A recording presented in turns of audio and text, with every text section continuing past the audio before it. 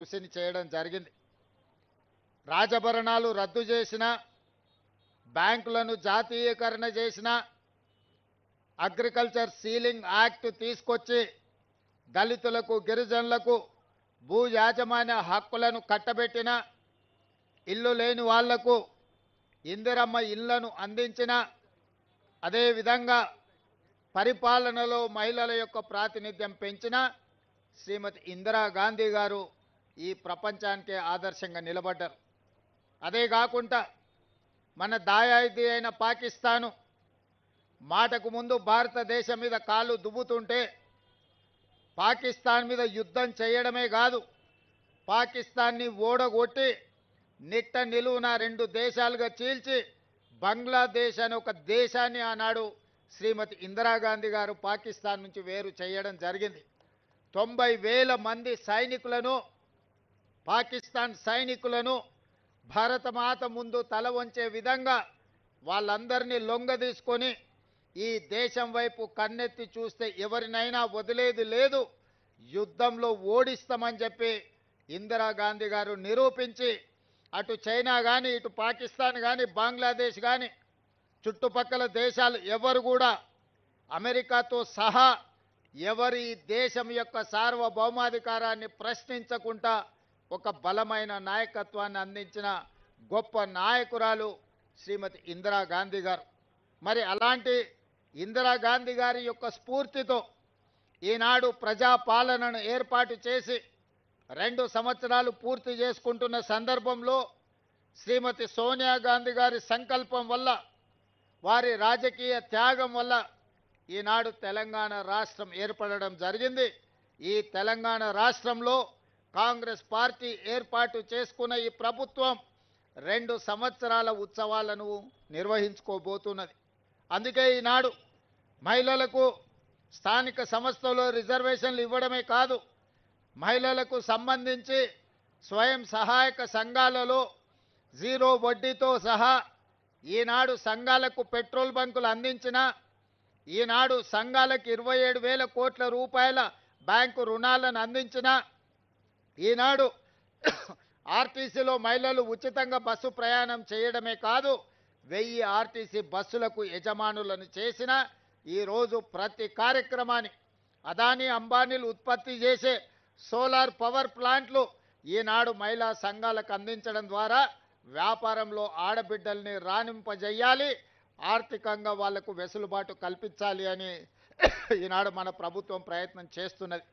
బట్టి విక్రమార్క గారు స్వయంగా ఈ సంఘాలకు సంబంధించిన బ్యాంకు రుణాలతో పాటు సోలార్ పవర్కి సంబంధించి కూడా ఈనాడు ప్రత్యేకమైన కార్యాచరణ తీసుకొని ముందుకు వెళ్తున్నాం. అందుకే ఈనాడు మహిళలకు సంబంధించి ఇందిరమ్మ ఇండ్లు ఆనాడు రాజశేఖర రెడ్డి గారు ఉన్నప్పుడు ఆకాశమే హద్దుగా 25 లక్షల ఇందిరమ్మ ఇండ్లను ఆనాడు కట్టించడం జరిగింది. దురదృష్టవశాత్తు 10 సంవత్సరాలు కాంగ్రెస్ లేని ప్రభుత్వం పేదలకు ఇండ్లు ఇస్తామని, డబుల్ బెడ్రూమ్ ఇండ్లు కట్టిస్తామని ఆశ చూపించి ఆ ఆశ అడియాశలైనవి, వాళ్లకు మాత్రం ఇండ్లు రాలేదు. అందుకే మళ్ళీ మన ప్రభుత్వం వచ్చిన ఎంబడే మొదటి విడతగా 4.5 లక్షల ఇండ్లు దాదాపుగా 22,500 కోట్లతోని ఈనాడు మనం ఇండ్లు కట్టిస్తున్నాం. ప్రతి ఇంటికి 5 లక్షల రూపాయలు ఉచితంగా ఈరోజు మనం ఇండ్లకు ఇస్తున్నాం. అందుకే ఈరోజు మా ఆడబిడ్డల పేరు మీదనే ఇండ్లు మంజూరు చేస్తున్నాం, మా ఆడబిడ్డలకే పెట్రోల్ బంకులు ఇచ్చినాం, మా ఆడబిడ్డలకే 500 రూపాయలకు సిలిండర్ ఇచ్చినాం, మా ఆడబిడ్డలకే ఈరోజు సోలార్ పవర్ ఉత్పత్తి చేసే అధికారం ఇచ్చినాం, ఆడబిడ్డలకు ఆర్టీసీ బస్సులో ఉచిత ప్రయాణమే కాదు బస్సులకు యజమానులను చేసినాం. అందుకే ఈనాడు మన ప్రభుత్వం ప్రజాపాలనలో ఇందిరమ్మ రాజ్యంలో సోనియా గాంధీ గారి నాయకత్వంలో ఈ దేశానికి రాష్ట్రపతిని చేసిన, ఈ దేశానికి ప్రధానమంత్రిని చేసిన, కేంద్ర మంత్రులను చేసిన, వివిధ రాష్ట్రాలలో మహిళలను ముఖ్యమంత్రులను చేసిన, ఈనాడు సీతక్కను సురేఖమ్మను తెలంగాణ రాష్ట్రంలో మంత్రులను చేసిన, రేణుకా చౌదరి గారిని రాజ్యసభ, విజయశాంతి గారిని ఎమ్మెల్సీగా చేసిన అది కాంగ్రెస్ పార్టీ సోనియా గాంధీ గారి నాయకత్వంలోనే మహిళలకు ఈ గౌరవం దక్కింది. ఇందిరమ్మ రాజ్యం ఉన్నప్పుడే మహిళలు ఆత్మ గౌరవంతో తలెత్తుకొని నిలబడే విధంగా ఈరోజు మహిళల అభివృద్ధి కోసం మన ప్రభుత్వం పని చేస్తున్నది. అందుకే ఈనాడు మహిళలను, మహిళా సంఘాలలో ఉన్న సభ్యులను, 1 కోటి మంది ఆడబిడ్డల్ని కోటీశ్వర్లను చెయ్యాలన్న లక్ష్యంతో మన ప్రభుత్వం నిరంతరం ప్రయత్నం చేస్తుంది. అందుకే ఒకనాడు ప్రభుత్వం చీరలు పంచితే ఆ చీరలు పొలాల దగ్గర పిట్టల్ని బెదిరించడానికి కట్టే పరిస్థితి ఉండే మా అక్కలందరికీ తెలుసు. చాలామంది మహిళలు నిరసన తెలిపినరు. గ్రామాలకు వెళ్ళినప్పుడు పాదయాత్ర సందర్భంగా మా దృష్టికి తెచ్చిండ్రు. అందుకే ఈనాడు 1 కోటి మంది మహిళలకు, తెలంగాణ బిడ్డలకు సారే అంటే తల్లిదండ్రులు వాళ్ళ అన్నదమ్ముళ్ళు పెట్టే పండగ. అది ఎంతో ఆత్మగౌరవంతో ఉన్నది.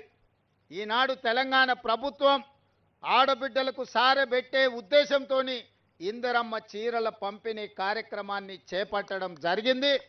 ఈరోజు 1 కోటి మందికి చీరలు పంచాలి అని 6 నెలల నుంచి సంస్థలకు ఉత్పత్తి చేయడానికి ఇస్తే ఇప్పటి వరకు 65 లక్షల చీరలు మాత్రమే సరఫరా చేసిండ్రు.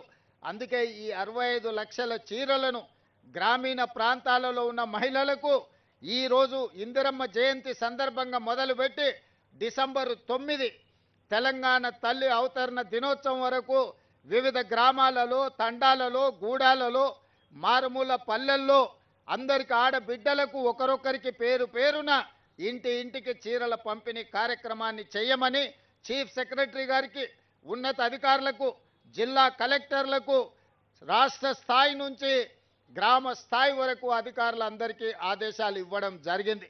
ఈరోజు ఇంకా 35 లక్షల చీరలు రావాల్సినవి ఉన్నాయి. పట్టణ ప్రాంతాలలో, మున్సిపాలిటీలలో ఈ 35 లక్షల చీరలు మార్చి 1 నుండి మార్చి 8 తారీఖు అంతర్జాతీయ మహిళా దినోత్సవం లోపల మిగతా మహిళలకు కూడా ఈ 35 లక్షల చీరల పంపిణీ జరుగుతుంది.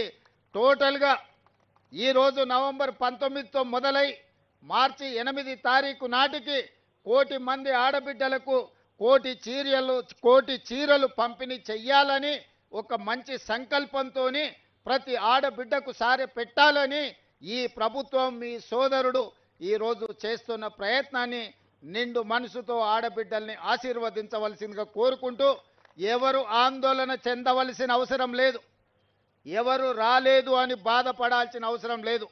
ప్రతి ఆడబిడ్డకు చీర చేర్చే బాధ్యత ఈ ప్రభుత్వం తీసుకుంటుంది, సీతక్క గారు తీసుకుంటారు. స్వయంగా సీతక్క గారు ఈ కార్యక్రమాన్ని పర్యవేక్షిస్తారు. మొదటి విడత 65 లక్షల చీరలు గ్రామీణ ప్రాంతాలలో ఉన్న ఆడబిడ్డలకు ఇవ్వడం జరుగుతుంది.